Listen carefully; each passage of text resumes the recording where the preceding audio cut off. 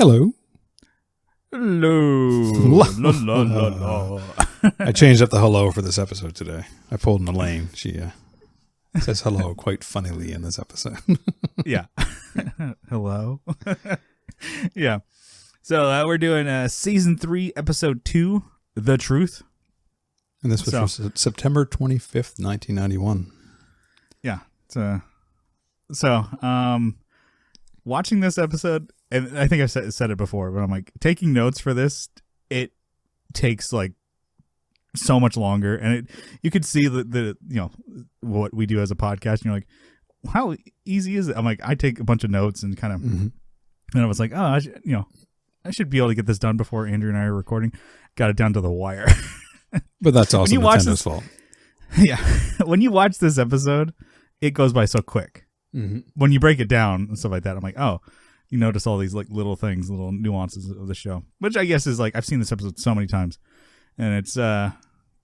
And I think probably it's been a while since we said that, but this is a great episode. Yeah. A lot of like great moments. It's so much in one episode, I would say. That's why it seems like it goes by so quick. And the classic moment of Kramer dancing, doing his whole tribal dance, air quote. Because you got George's girlfriend, you got Kramer's girlfriend, you got Jerry's problems, Elaine's problems. Yeah. Everybody has something going on in this episode. That's why it seems so busy. Mm-hmm. But yeah, and it's, kind of zooms by. Anyway. And Jerry's wearing a Jerry sweater. Mm-hmm. And Elaine's wearing more modern clothes. She's not wearing like the puffy shoulder dress that she was wearing in the first couple seasons. She's wearing like Doc Martin style boots and a leather or jean jacket and stuff. She's dressing more 90s. With the times, which was the style at the time. Well, this would have been the same month, actually. If you want to put herself in that time frame. That Nirvana, Nevermind, Pearl Jam 10, Chili Peppers, Blood Sugar, Sex Magic. They all would have came out around this in the same fall as this episode. Really? Nirvana was, I thought Nirvana was like 93 or something like that. 91. Okay. Well, I don't really know a whole lot about Nirvana. Know more about Seinfeld than Nirvana, but that's good to know. But in the music world, all like Soundgarden, Bad Motorfinger, they all came out around that same time. Yeah. So that's the world we're living in. So Elaine got some Doc Martens and a jean jacket. 91. Yeah. Let's see. So episode starts off with a stand-up bit about buttons. He's on stage and he pulls out the packet, like the drug baggie of extra buttons out of his jacket. The extra button. Yeah, the extra buttons from jackets or shirts. We should start a Patreon, and then we'll do our extra episodes will be called the extra button. The extra button. Yeah. And so he's going on just kind of like about the idea of these things. Like, who would keep these things? What, like, filed away? Some sicko. He's got like a chest of drawers with like little tiny, like almost like a tackle box kind of thing of like buttons. Like, oh, which one do I need for this jacket? And then like it's impossible to replace a black button. It's just like, you'll never be able to get one of these. It's way too special. And then the fact that the company knows, that's just going to fall off. I always wondered, why don't you just sew the button on better? Yeah. It's kind of funny. I mean, I don't think I have any jackets or anything with extra buttons, but you would always have like a junk drawer, and then you just put the random shit in there. That's where the extra buttons would go. Yeah. And I'm like, oh yeah, these will come in handy. It's like, you just hang on to them. I used to save them in a little desktop or dresser top organizer. And I'd put my little baggies with the extra buttons in them, and I'm like, what am I doing? Like, yeah, well, it's like I don't even have that shirt anymore. Yeah, your junk drawer of extra cables and crap, and you don't even have the chargers for the shit that you have the chargers for anymore. Yeah, that's this drawer right here. I think I've done a good job to cut my junk drawer down to like stuff that I actually give me something I could use. But I feel like I could do another purge of like, do I really need 4 HDMI cables? And then the printer USB cables, do I need to have extras of those? I plugged something with an HDMI and it didn't work. I'm like, cable must be bad. So I got a new cable out and put the other one back in the drawer. What am I holding on the fucking rope? I do have extras of optical cables because those things, I have the worst luck. They just seem to break. Yeah. And so I got like a legit one. I'm like, oh, this is a nice thick boy from Hosa, which is supposed to be like, U.S. made, lifetime warranty kind of cable. And then fucking didn't work. Oh, really? And I use it for recording.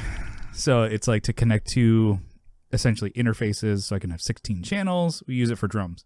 Mm-hmm. So I brought all the shit to my drummer's house, and then that cable didn't work. So it didn't communicate with between the two pieces. I'm like, God, what are the odds that expensive, heavy-duty, durable cable broke? It did. Yeah. So now I'll have like 4 optical cables, just cheap ones. The $3 one seems to work the best, better than the $15 one. Oh, really? So I'll have extras of things that like the breakables that you really, really need. Yeah. But the printer cable, I don't think I really need 6 of those. Mm-hmm. So I might have to go to my junk drawer. I have no buttons, but I got the cables for days. Anyways, so it's got, so I get the Jerry thing. It's like, I guess that is kind of the best way to do it. Just put the buttons in the pocket of the jacket. Yeah. In case you ever need them, that's where you're going to find them, instead of putting them in a separate filing system. Well, like when the shirts have the extra button sewn on the inside of the bottom of the button. That makes sense. That's smart. Yeah. It's always attached to the button to the shirt. And that's good. I like that. Yeah. It's like, that's the smart way to do it. Come on, guys. Anyway, so the episode opens up at Monk's with George and his girlfriend at a booth. She's just, talking kind of nonsense, just going on, and you can tell George visibly, he's just so over it. He's just kind of like, boy, get a little what she's saying. Yeah. Just visibly, you could see his face. And she says that she wants to work full-time on her papier-mâché hats. Papier-mâché. Yeah. Papier. And then George bucks back. He's like, I can't let this go. It says papier-mâché hats. What if it rains? And then she smugly says, George, they're for art. Like dumbass. Yeah. You uncultured swine. So then George, he's like, all right. He's not having it anyway. So he asks back in like a poking, prodding kind of way. He says, any money in that? Like he's just annoyed. And then, which is funny because he's not working. And so where's your money, George? Maybe he should make papier-mâché hats. Yeah, if he should, yeah. So they're kind of both like back and forth with each other. So, but you can tell, like I said, he's over it. So that scene fades. So it's sets up something going on there. We'll get back to it. But it goes back to Jerry's apartment, and him and Kramer are going through his receipts. So it turns out Jerry is getting audited. And I have really no idea what that entails, what that means. Yeah, I haven't. Or really how to do taxes. And here in my notes, I'm pretty fucking stupid when it comes to that. Well, I do my taxes, and it's like there's, my payroll forms, whatever, a donation form. But it's a small stack of papers, like 4 or 5 papers. So whenever I see these things on TV, I think, there's receipts everywhere. But I guess that's maybe his travel and stuff, since he kind of has a business of the comedian. But yeah, I think anytime someone does taxes on TV, it's always a table full of papers. I'm like, what are you doing with all these papers? I think if you have a business and you're independent, contractor, as in like you're a photographer, DJ, musician, comedian, whatever, or like my dad, he's an architect. He has his own business and stuff like that, so he has to keep track of all this shit. And my dad. Is he really an architect, though, or does he just say he's an architect? He's Has he ever claimed to be a marine biologist? He's also the Guggenheim. He actually built that. Yeah. So he does his taxes, which are a lot more complicated, whereas mine are just easy because it's already taken out for my job. I only work one job. I have no kids. Yada yada. It's pretty easy to do. But I'm trying to think of because there's tax deductions and shit like that if you have your own business or whatever, so that let's say you bought computers and shit like that. So I guess you're not taxed on that as it's income. And I'm talking out my ass. You can already tell. I'm like, you write it off. What does that mean? You just write it off. Exactly. I'm like, what does that mean? It's like, well, you're not taxed on that. You don't have to pay the tax on, but even though you already paid sales tax, and people talk, tell me about it, and I'm kind of like, you know what? I don't need to know that. I have like I'll friends come like, back to you and open my own business. How's that? it's like, hey, I'm gonna, or like, I'm gonna start a business and I'll just buy all this shit and then I'll just write it off. I'm like, you still gotta buy it all. I know, but I'll write it off on my taxes. I don't have to pay taxes on it. I'm like, well, I could buy a fucking laptop right now. I don't have to pay fucking taxes on it. I'm like, at the end of the year. So what the hell are you like acting like you're fucking winning big? I think here, if you bought a $1,000 computer, you take $1,000 off your income. So then whatever you paid in, I know, yeah, it's something like that. Back. Yeah, I never really cared because I'm not going to do it. Yeah, and I do listen to some podcasts where they're, making money off of the podcast, and so their taxes essentially like half of it they just store away to pay the taxes, and they can do quarterly payments. And if they do not do quarterly payments, they can get penalized. But you can also just not do quarterly payments and then not get penalized. It's just like listening to it. It was a podcast, or it is a podcast of comedians just yelling at each other about taxes. And then it's like calling each other names that I can't repeat on this podcast. And I'm like, I don't know how to do taxes, and this didn't help out at all. Not that they're teaching any of the listeners. That doesn't sound like a big problem for any of our podcasts anytime soon. Yeah. And then I do have the dream, maybe. It's probably a really easy, attainable dream goal that I would love to work, like, I don't know, for myself. Kind of work for yourself kind of thing. I would love to, like, do guitar tech, amp repair kind of stuff and setups and stuff like that. And then if that was, like, half my income and then I worked part-time, like, that'd be awesome. You could easily do it there, I think. Yeah, and the thing, like, I could. I just gotta, have the, the leap, to do it. And, take the time to get better at, setting up guitars and stuff like that. Because my whole thing was, and we'll get back to the episode, is like, I can set up, friends' guitars, my own basses and stuff like that. Until, like, one time, like, I kind of was like, always setting up my bass. And so, I guess, unfamiliar, if you're not a musician, it's kind of like doing adjustments. And sometimes you have to keep adjusting your guitar, and it'll play better, stay in tune better, yada, yada. And then I took it into a shop to have them do the same thing that I do, and they did a amazing job. I'm like, this is better than I've ever played this bass before. I'm like, damn, they're good at this. I need to learn how to get better. So it was like, and people like bass is more easygoing than guitar, and it was a drastic difference. Like it was really fine. The bass always stayed in tune after my job, but it played so much better than when I got it back. I should have mine set up by Pro and see if I can. You should. Because when I was doing it, I had people say that to me. They're like, oh my God, this guitar never plays so well. But I'm wondering if someone that actually had more experience than I had did it. Probably sound even better. Yeah. So anyways, I would have to not only learn to get better at that craft or whatever, but then you have to do taxes on top of that. You're like, God, I need to learn so much because I'm so stupid. Like, just keep it in a shoebox until the end of the year and show up to your dad's in February. Here. And if my dad can do my taxes. What do I do with this box? Just dump it. Here you go. Just go to H&R Block with a bunch of fucking, all right, dump it over there. Yeah. Yeah. I think a comedian, he's got a bit about like, oh yeah, you kind of like learn all these things in school that aren't helpful. It's like, oh, you got a graphing calculator, your Texas Instruments one, the TI-85 or whatever the hell it is. Cool. Yeah, you can do all that shit. And it's like, why didn't they ever teach us how to do taxes? He's like, as a comedian, that's something I could use. So I go, with a shoebox full of receipts and shit like that, and I go to, with my girlfriend, we're HR Block, and then the guy is like, okay, do you have your T21? It's like, I don't know where that graphing calculator is. You expect me to keep that thing? I just totally stole somebody's bit. It's Adam Blank from the Remember the Game podcast. He's also a comedian, so I saw his bit. I'm like, that's pretty good. Anyways, so credit where credit's due. Stole that joke. Yeah. So Kramer says, I don't even pay taxes. Yeah. Yeah.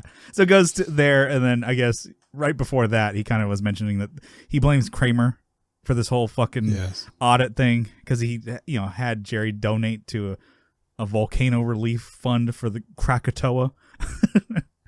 And he's like, I thought it was a legit donation, a legit charity.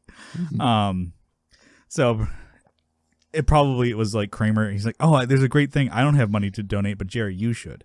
Yeah. And he did it like it was like on his first date with Elaine. He got just pretty much ambushed by Kramer. He's like, fine, I'll just do it. Maybe this will impress her, kind of thing. I may know that too. They brought back mentioning the relationship between them briefly. Yeah. But that they used to date. Yeah. But then Kramer mentions that, like, he's like, the way I get past this is like you said, he's like, I don't pay any taxes. And then Jerry just comes back, well, it's easy when you don't have any income. Which, again, they never address how Kramer makes his money. Yeah. How can he afford to live like West Side Manhattan, New York, in his own apartment with no roommates? Yeah. That'd be like $4,600 a month nowadays. Oh, yeah. For an apartment. Yeah. And he's got no problem making rent and just fucking off all day. And then Elaine comes in, and right away she talks to Kramer. And she's like, laying down the law. So like tells him like when he's in her apartment not to add pasta sauce to the noodles when they're in the strainer. He's ruining the strainer with all the red pasta sauce chunks just in the holes. And he's like, nah, I like to strain my sauce. I never heard anyone straining their sauce. And just ruining her shit. Yeah. And then Jerry laughs and he just finds it funny that Kramer's dating her annoying roommate. Yeah. And then Elaine, she's fed up. She's like, with the loud tribal music and the make-out sessions in the living room, can we stop that? And he's like, oh, Tina likes the couch. Kramer never says he's not going to do any of those things. He's just like, oh, yeah. We're doing it on the couch there. He's taking a trip down memory lane with her. Mm-hmm. Yeah. And then Elaine asks, what's the deal with all the papers? And then Jerry's getting audited for donating to a charity that turned out to be fraudulent. And Elaine puts it together that it was that volcano thing from their first date. And she starts laughing. It's like, what? You thought like I was going to throw myself at you and start ripping my clothes off because you donated $50? Yeah. What would that even do? Well, you got to do a big like pot lid on top of that volcano. I'm like, yeah, it's not going anywhere. Yeah. Cork it off. Yeah, big cork on the top of that. But yeah, no, he's just joking. He's like, I was concerned about the poor Krakatoa east of Java. He's just going on. And then it's a great line. He's like, and now you're being audited. See, that's karma. And he's like, no, that's Kramer. Yeah, that definitely got a good laugh in the show. And I'm like, I still like that. It's like, that's karma. No, that's not Kramer. So he mentioned that he's not worried because George's girlfriend is an accountant and she used to work for the IRS. George is giving her all of Jerry's pertinent tax information, and the situation is well within her field of expertise. He is very confident that it's like, this is great. It's good. I'm not even worried. And then that made me take a note. Pertinent is another one of those words that I like to use all the time to try and sound smart. I need precise, pertinent, information. Just bring it to the point. Yeah. And like, oh, okay. It's like, oh, you're gonna, write a note about something. Make sure it's like, pertinent and precise. And then they're like, oh yeah, I like the plosives too. And then you can't remember what to say. You're like, pertainment? Yeah. So this is, I don't know, somewhat related, maybe not. So I'm interviewing, I'm a hiring manager, and I'm interviewing people or just kind of going through applications. And then I definitely keep an eye out on people's resumes and notice like the flowery words and phrases just to make something sound more important. Yeah. And I'm like, do they use that correctly?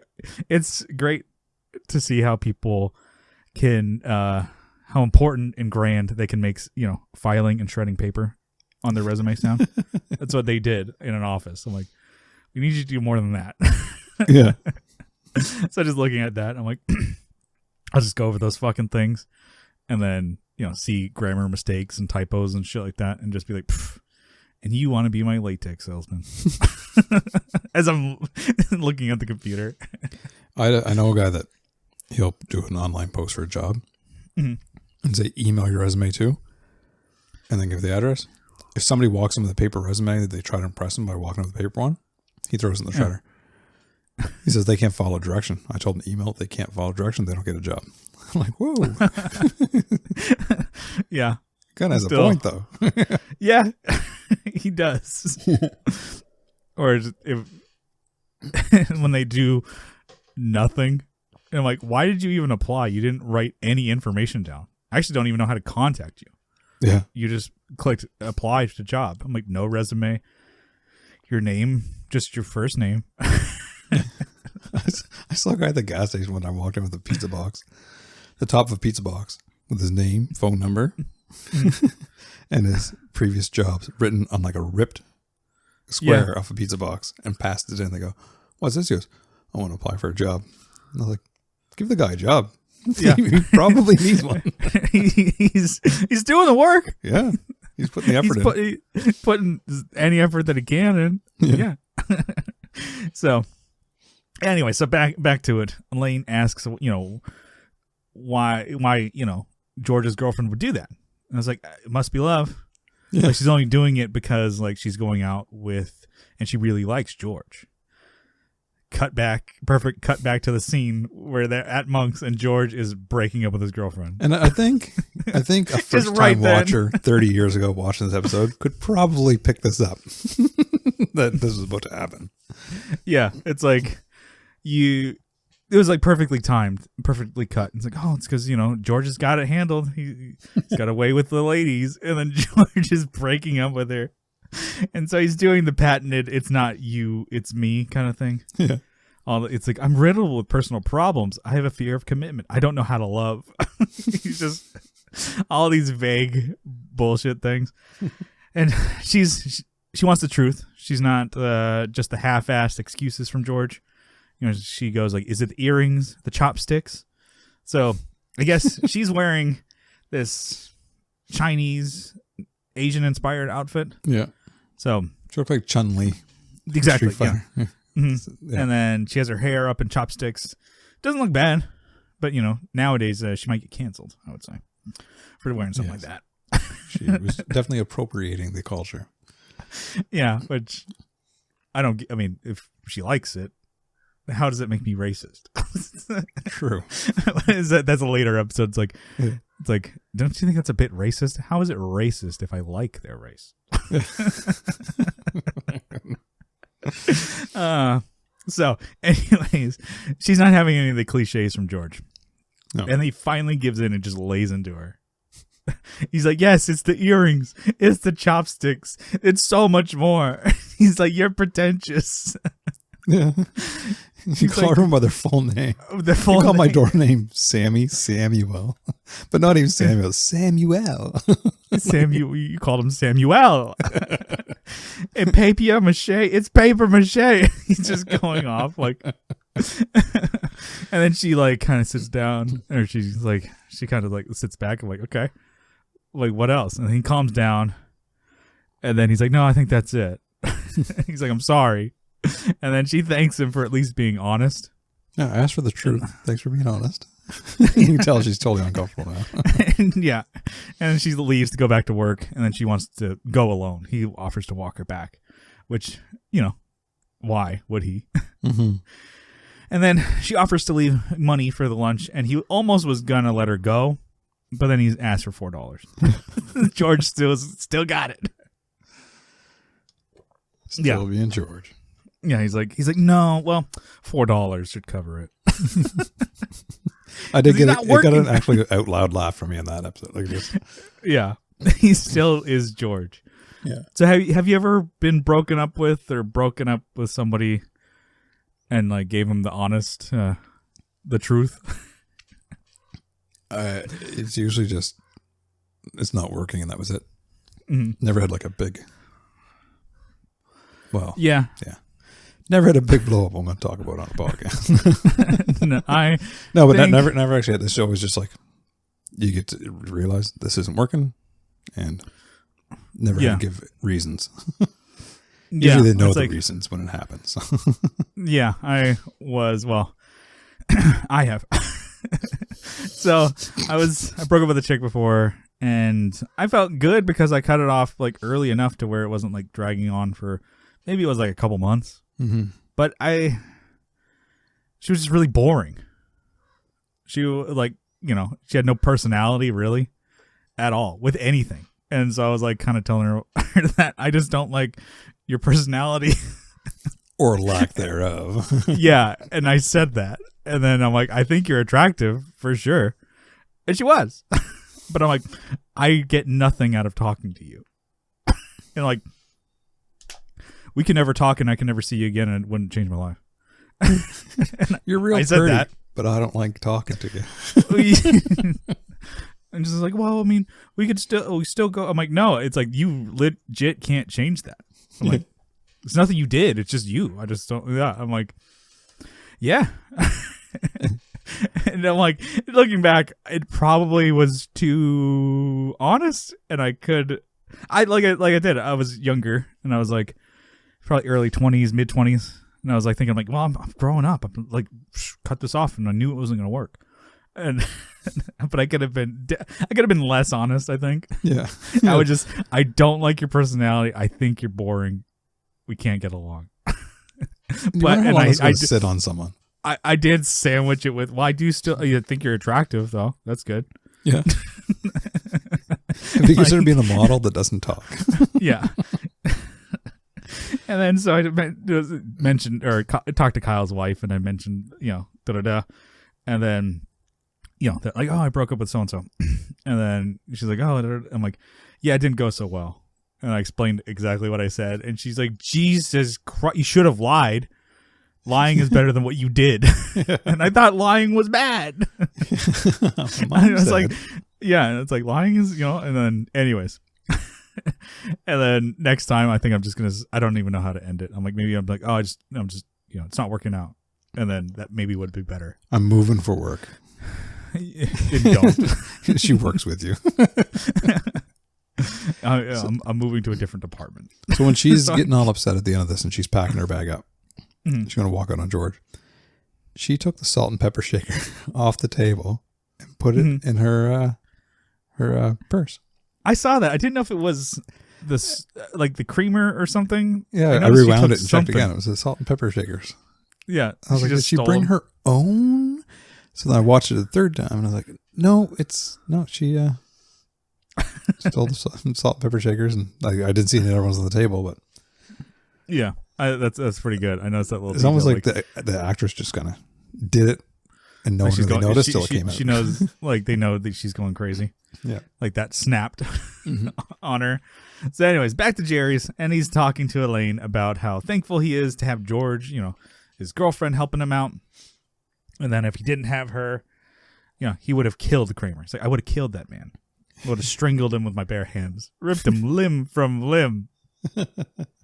And, Kramer, he is in the background and he looks up like he's reading a magazine or whatever. He's like concerned. He's like, yeah, never says anything. Just reacting. It's like great Kramer kind of thing where he doesn't say anything and he is acting still. Yeah. You can convey exactly what's going through his head in a second here. And the best parts of Kramer are never what he says.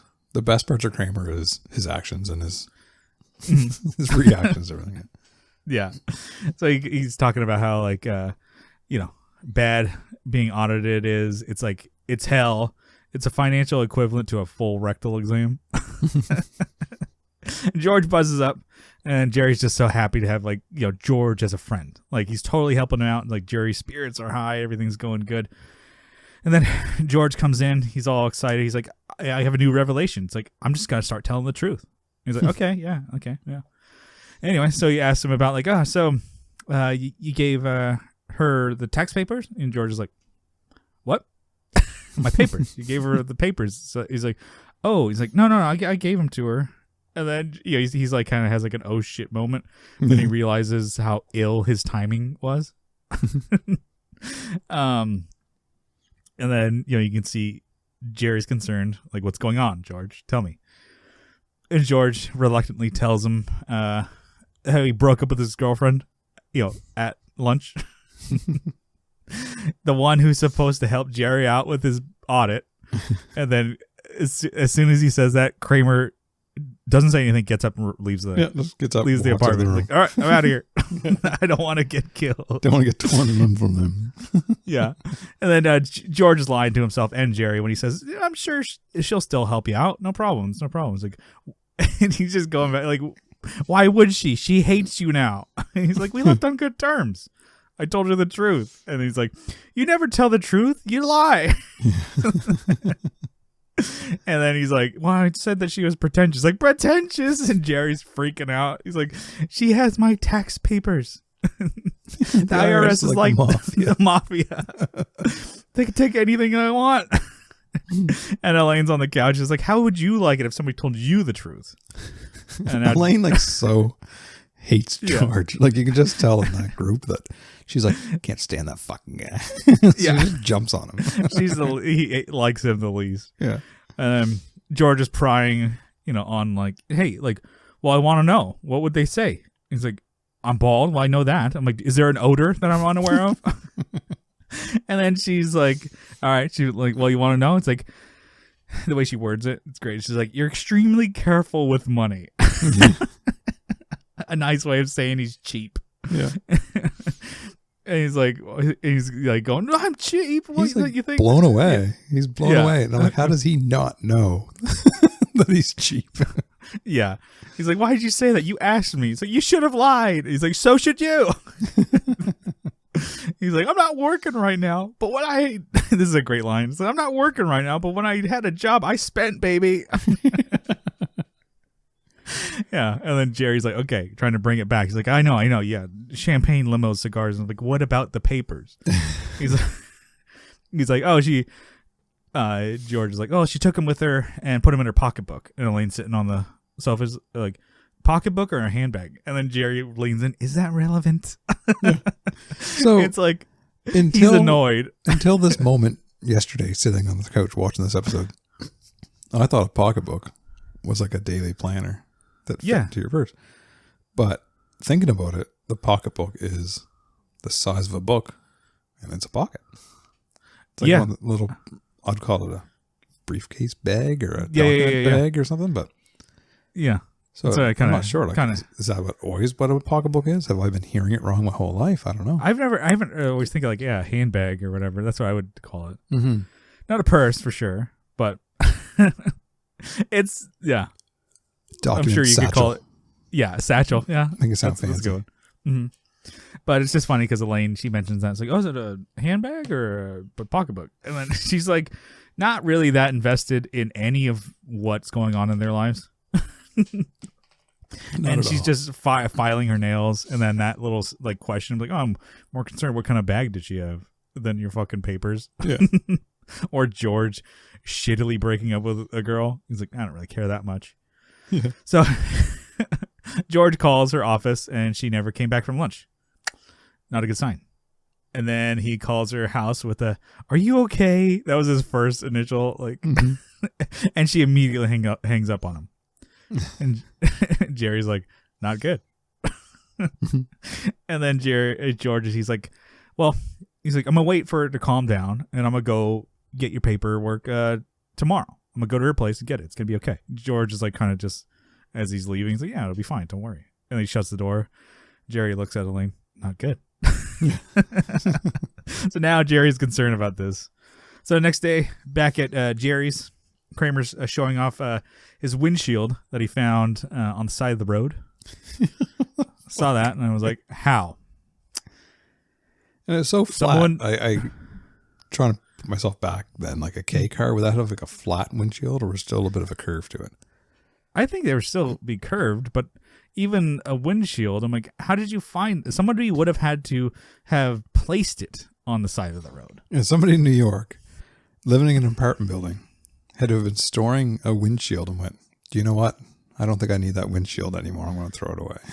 Let me pull over on the side of the highway, side of the road, and just lean it so it doesn't break. Yeah. And then that's how Kramer found it. So it's not like it could fall off like a truck, like, like a safe light repair or whatever. Yeah. Or even that like a car crashed and then that thing broke off or whatever. Because it would shatter. It would be destroyed. So I was thinking for that part, like Larry David must have walked into a table one time And it's a glass table, and he probably yelled it. You couldn't even see it. And he's like, we got to put that in an episode. And they kind of just shoehorned it in there because it didn't really... It makes no fucking sense. No. I hope somebody got fired for that blunder. Anyway, he's going to make a coffee table out of it for his girlfriend, Tina. So Jerry's kind of like concerned. It was like, well, you'll never see it. It's like, I guess you'll have to sense it. Kind of like a glass table. And Elaine comes up. And she's like kind of awkward and almost kind of pissed at Kramer. They both have a kind of a weird back and forth. Yeah. And then she mentioned Kramer never mentioned anything, but apparently he saw Elaine completely naked the other day. Completely naked. He walked into her room. This is where she came and said hello. She goes, hello. Hello. Kind of uncomfortable hello. Yeah. He walked into her bedroom without knocking because he thought it was a closet.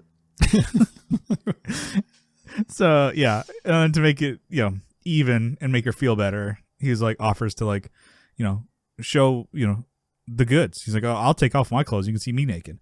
He starts stripping, and Jerry puts a stop to that. I think it's like whoa, let's not lose our heads here.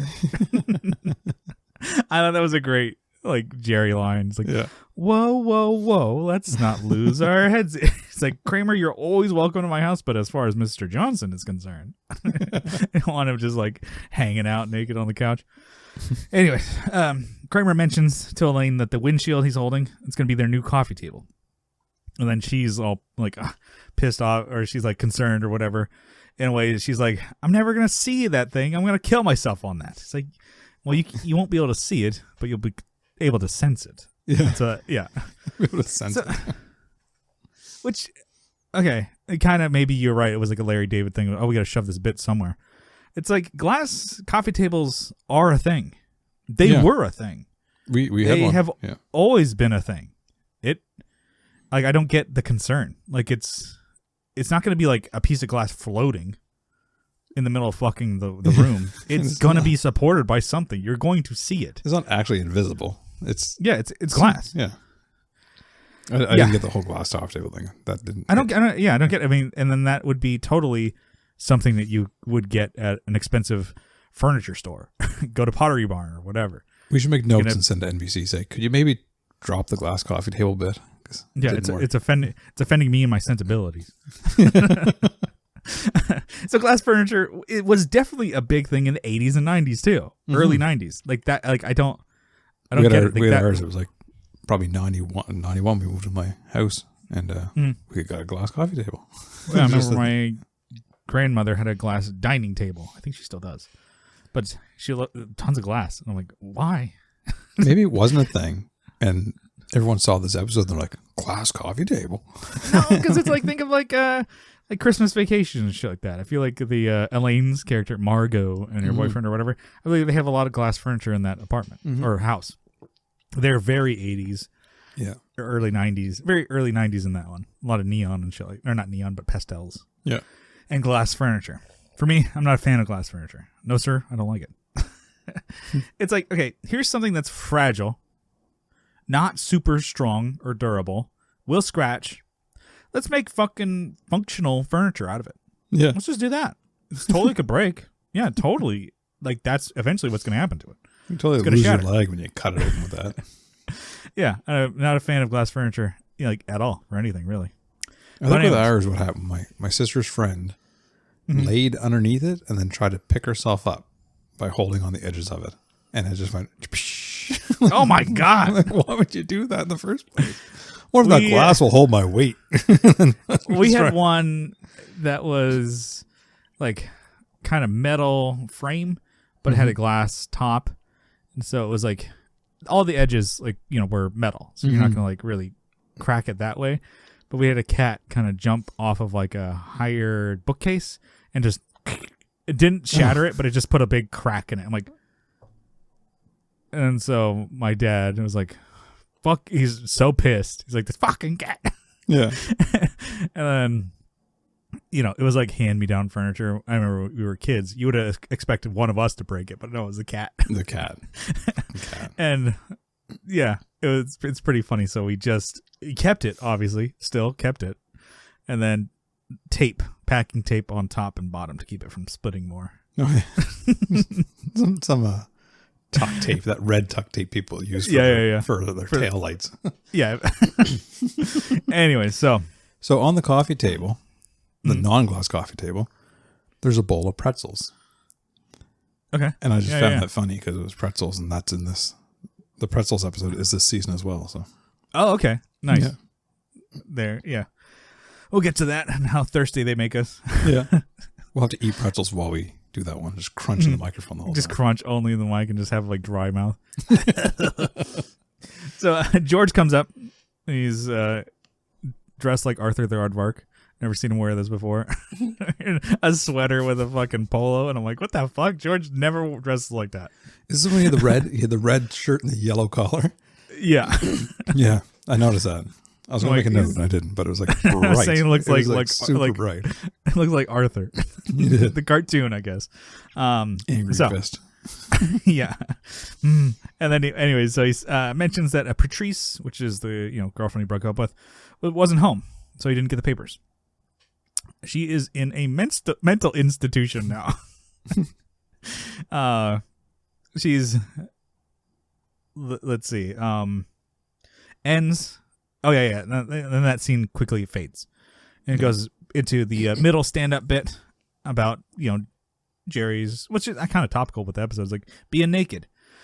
So, it's more comfortable to be clothed because you can always make adjustments to yourself. You're like, pull your shirt, you're like, oh, I'm looking good, adjust your tie, your jacket, whatever. You can straighten things out.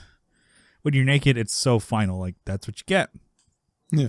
So a good solution for being naked is to have a belt on. That way you can kind of adjust that and straighten it out. You pull it up, and even better if the belt had front pockets.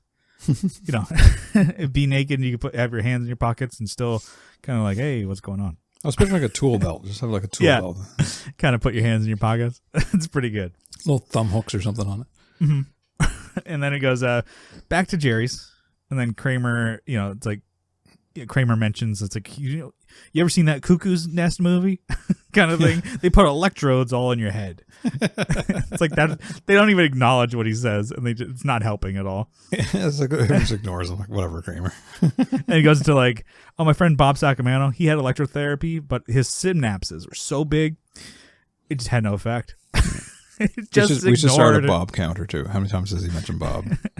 And they just ignored it. Yeah. Really? Is it? So this wasn't the first Bob Sacamano run? No, because when George's in the hospital, the heart attack. Oh yeah. My name is Bob. Yeah. It's like it's a pretty good shout. Yeah, when he's eating the hospital food. Yeah, my name is Bob. Okay, so this is two. So I wonder if that's why he got shock treatments, because all he can say is my name is Bob. Yeah. But the synapses were so large it had no effect. It had no effect. Nobody even touches that story. They just move right along. And then George, gets in the line where he's like, I've driven women to lesbianism before, but never a mental institution. And then Jerry's like, not to be rude here, but he brings it back to his papers. It's like the real important thing. Yeah. And he's like, George is like, maybe she took him with her. And so Jerry suggests that they go out to Woodhaven to get his papers. So it cuts to the scene at the facility. They're kind of in the common area waiting, for the girlfriend. Jerry mentions that his cousin went to a mental institution before. I can't say a mental institution before. He had him over for dinner. There wasn't any soda, and he just went berserk. He's like, "Where's the Pepsi? Where's the Pepsi?" I was wondering if that was a nod to the Suicidal Tendencies song "Institutionalized." I was thinking the same. I was about to say the same thing.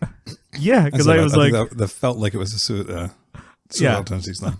Which I'm like, who would have added that in? And what are the odds? That maybe it was just stuck in somebody's craw. I don't know how popular that band was at the time. If they were, Yeah. Because it was 83 the song came out, and this was 91, so they had time. But maybe somebody on staff was just like, oh, yeah. Or maybe it was like, you could see something or hear something, and then it just kind of stuck in your head, the back of your mind, Yeah. Maybe it was something like Jerry heard that song before, and it's like, what kind of kind of weird song. Kind of a weird. I think it kind of had a resurgence in the early 90s too, that song did. Yeah. Because I remember it quite prominently, and that would have been My Best Interest. I always kind of make, because you hear that song and I don't think it's really great, but it's memorable. Yeah. Yeah. And then some always make jokes like, all I wanted was a Pepsi and you wouldn't give it to me. I say it to a friend and she laughs. I'm like, or I get a Pepsi from the drink machine. I'm like, all I wanted was a Pepsi. And she just starts laughing. It's like, what? Because she's like, I grew up listening to that band and stuff. Yeah, that's funny. Anyways, I went to your schools. I did stop the episode and listen to that song because of that little line. Just a throwaway line like that. I'm like, that had to be a nod to that. Oh, it had to have been. Yeah. So, anyways, George is saying how he'd like to be in a place like this. He's like, I kind of envy this woman. So you get to wear slippers all day. Your friends visit. They pity you. Pity's underrated. And you get those word association tests. You can't fail those. There's no wrong answer. We just go on a couple different words, and Jerry brings up tuberculosis. He's like, potato, tuberculosis, blanket, Leroy. grass, tuberculosis. Yeah. So, and then Patrice is coming up and meets him in that common area. Cuts to the next scene at Elaine's apartment. She comes home, and there's loud tribal music playing, and that means one thing. Kramer's there. Whenever if I hear music like that, I picture Kramer doing like the whole floppy arm peacock and chicken thing. Just like chicken dance kind of thing. Yeah. And then the kitchen's a fucking mess. Elaine's like, she's like, ugh. She's trying to straighten up in the living room, and then Kramer comes out, to the living room in a towel, dancing. He's doing his Kramer chicken dance kind of thing with his, and then wearing nothing but a towel. It's our anniversary tomorrow. Mm-hmm. Me and Ashley, married 8 years. I might try that Kramer dance. See how it goes. You got to get that get going. the tribal music going, do the whole Kramer dance in a towel. I'll let you know how it goes. Strain your I won't give you too sauce. many details. I'll just give you a yes or no. Strain the pasta sauce. Get that going. Oh, I got to strain the sauce. So, and then Tina comes out of the room, and she invites Kramer back to bed, and then she notices Elaine, and then gives her back her earrings. So you can tell, like, this is the annoying roommate. So it's like they're having sex on the couch, ruining the pasta strainers, taking Elaine's earrings. Yeah. The counter is just full of dishes. Yeah.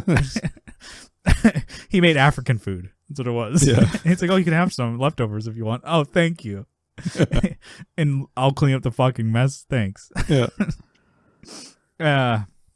So she, they sit down on the couch. They're both like half naked. And then, she was, noticing that Elaine, like, oh, you seem, what she says, you seem a little bit dysfunctional. Wait, like, what the hell does that mean? And this actress kind of plays the same kind of character, and like she has the same kind of acting method in her parts. But I feel that some of the bit characters in the show are sitcom-y, whereas the show as a sitcom isn't sitcom-y. Yeah, does that make sense? Yeah, like the characters are like they're up here, they're way up, elaborate sitcom characters, whereas the main cast are trying not to be that, so they kind of stick out like sore thumb that they're a bit. No, actor. I think definitely in this early, still early seasons, the side characters or whatever are really out there. Like, even George's girlfriend in this one, or the ex-girlfriend in this one, and then she's really kind of out there. Jerome, Samuel, papier-mâché, and stuff like that. And then, Elaine's, roommate has been in the show before. She's very exaggerated. Like the way she even talks and moves her face. Like, hey, you coming back to the bedroom? It talks out the side of her mouth. Yeah. And it's like, it's very cartoony trying to be. It's like an amped up Drew Barrymore voice, face. I wonder if that, just is trying to just put the focus back on the main four characters, just so you don't, because we don't get consistent recurring characters until a little bit later. Like she was Elaine's roommate. Yeah, I guess so. I guess she is recurring. This might be the last time she was there. I can't remember. But your Banyas, your Newmans, Steinbrenners, they don't come in until like, I don't know, I feel like a couple more seasons. And they're recurring characters. They're Uncle Leo. I guess they're exaggerated, but not as cartoony as some of the early stuff. Anyways, but yeah, no, you're right. So they're sitting there. It's like, oh, are we cool, Elaine? What's going on? And then so he's like, I want you to be honest with this. Tell us the truth. And then Elaine winds up, the truth? You want the truth? And then it cuts back to the institution where George introduces Jerry to Patrice in a very careful, condescending way. It's like, hello, this is my friend Jerry. Like you're talking to what, child or whatever. Yeah. And you can see Jerry's face. He's like super, like showing all his teeth. He's like, hi. And he's not waving like this to say hi. He's like no sudden movements. And very cautiously saying hello. Soft voice. And she's like she could freak out at any fucking moment. And then she just, wants to know, like, well, what do you want? Who are you? What do you want? Very combative. And then George and Jerry are, walking on eggshells, almost like, George is almost taking back what he said. Like, oh, I didn't mean that. Kind of downplaying. And then they're discrediting George of like, oh, yeah, no, he just says dumb things all the time. You're not really pretentious, da-da-da. And then Jerry kind of is like, as they're kind of dealing with that, he wants to get right to it. It's like, so when you come into one of these places, do you bring your pocketbook with you? And she looks bewildered at that question and then goes back to George. He's like groveling at this point. He's like, I'm lucky to even know somebody like you. That seems to work. She likes that. And then Jerry asks about the papers again.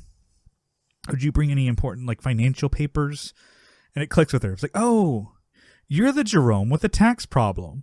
Jerome.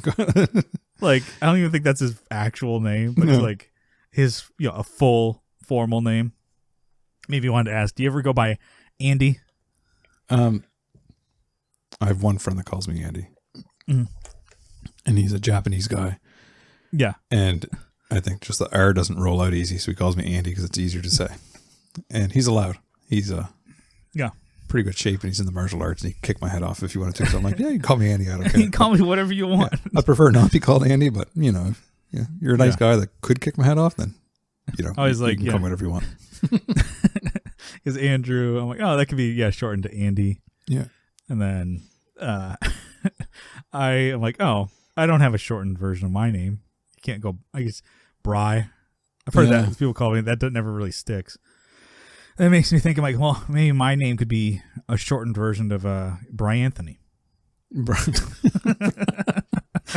Oh, my name's Brian. It's short for Brian Anthony. Brian Anthony. That was just a dumb bit I wrote in there. Anyways, we're taking the show on the road. Folks. Yeah, we're going. We're the Andy and Brian Anthony show. That's our aliases. My handle on like Instagram and Twitter and everything used to be, I think Instagram might still be, was Andy J. Walsh because Andrew Walsh is quite a common name. Yeah. But then I noticed people started calling me Andy, like people that I met at work once and then they follow me on Instagram or something. Next time they see me, they start calling me Andy. I'm like, oh, I got to change my name. So. Oh yeah, maybe that's what brought it up because I'm like, I think that is your handle. Yeah, start calling you Andy now. Yeah, you're allowed to. Yeah, all listeners of the show start calling him Andy. Yeah, all 5 years. Yeah, all 5 of yous. So, anyways, she mentions that she was so cuckoo after George broke up with her that she just threw out all the paperwork. It's like, I can help you. I just need the copies. And then Jerry's like, I don't have copies. Who makes copies? Like of receipts and important paperwork. He's like, no, I don't. What? And then she's like, Jerry's sitting there like shocked. She's like, what the hell am I gonna do? This crazy lady just fucked me over. And then she's like, she totally is, Jerry's out of her mind. She looks at George like, oh, so you're interested in dating again? Like that was it. And then George is sinking in his seat, just like, oh God, this is all for nothing. What did I do? Yeah. I'm back in it. So it cut out of that scene back to Elaine's place where she's with Kramer and Tina, and she doesn't tell them the truth. She just lies. Yeah. And she's like, I think you are a great couple. And then she just leaves the scene. She's like, I can't do it. I can see how much the truth has ruined George and Jerry's, situation that week. Yeah. So she's like, yeah, better just to just lie, whatever. And then so she leaves, and then they start dancing to the tribal music, and they turn off the lights, and then they're gonna go to the couch to go do it, and then you hear like shattering glass because they couldn't sense the coffee table there. Yeah. So I go back to Jerry's, and he's trying to track down receipts over the phone, like from 1987. He bought a computer. Yeah. And again, I have no idea what an audit is, but I'm like, what that entails? But I'm like, isn't it supposed to be every year? Yeah, but I think they can go back 6 years.